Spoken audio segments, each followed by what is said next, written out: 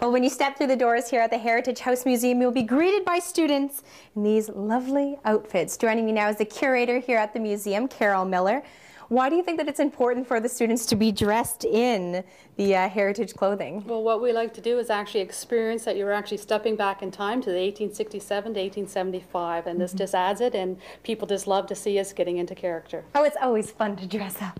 So we've got a lot to see this morning. So we're currently in the gift shop. A lot of local products, which is nice to see. Yes. But let's move into the actual house. Tell me a little bit about the history. The house was built about 1860-ish, and what's unique about the house, it's a mirror image facade house, and we also have a very unique feature is that we have the only remaining two-story privy in all of Eastern Canada. Okay, and for some people who may not have heard of a privy before, what is it? It's an outhouse. So. Okay, so when we head upstairs, we'll give you a look at that. But what is this room that we're looking at? Actually, now we're stepping back to 1867, and actually you're in this summer kitchen of the house. And this is Caitlin, and actually when you do come in larger groups, or if you come during Doors Open Smiths Falls, we actually do bake in the oven, because this is an indoor baking oven, so we actually give you tea biscuits, and you actually get some jams that are made by my volunteers, and you get a taste of actually some baking in the oven.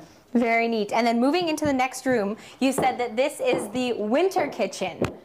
That is correct. Why did they have two different ones? Because actually, don't forget, there was no heating, and so actually they would move their cooking stove in the summertime out of the winter kitchen and into the summer kitchen, because you want to keep the heat out of the house. And in the winter, you need as much heat as possible, so they would physically move it and you would keep it into the house to keep warm. Now, is there a reason why the house is situated so close to the railway tracks? Yes, the gentleman who built the house, his name was Joshua Bates. He was a miller. He had two mills right on the Rita River beside us, but he also invested in the railway so that he could get his goods in and out of the mill. So also that design that we're famous for is the mirror image.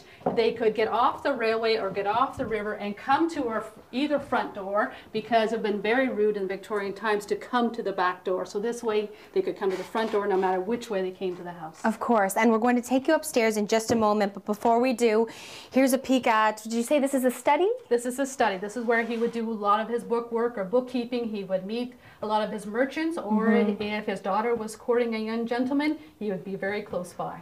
Closely supervised, I'm sure. Exactly. Okay, well, let's head upstairs and show you the second story of the house. Well, what you're taking a look at is the master bedroom here on the second floor. But Carol, what is kind of different or unusual about this house compared to some others from the Victorian times? Because like I explained earlier, Joshua Bates, when he was building this house, he had two unique features. And our second one is our two-story privy. He was actually ill when he was building this house. So when he got out of bed, all he had to do was walk across his woodshed to visit the outhouse and then get back into bed. Whereas others had to actually go downstairs and out to the back 40 to visit the outhouse. So he was lucky enough to do that. Oh, how luxurious.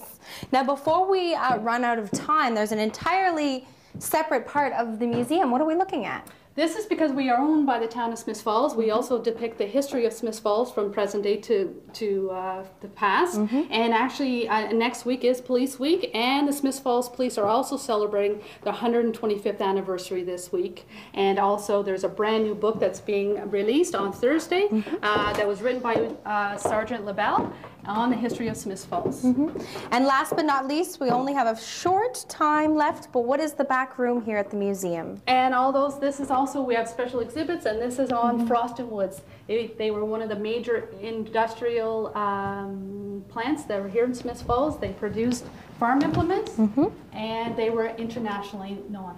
Carol, thank you so much for having us today. I know there is so much to see at the museum, and it's hard to stuff it into that amount of time. But if you head to the website, you can look at all of the information, or come on down for a guided tour at the Heritage House Museum in Smiths Falls. Thank you.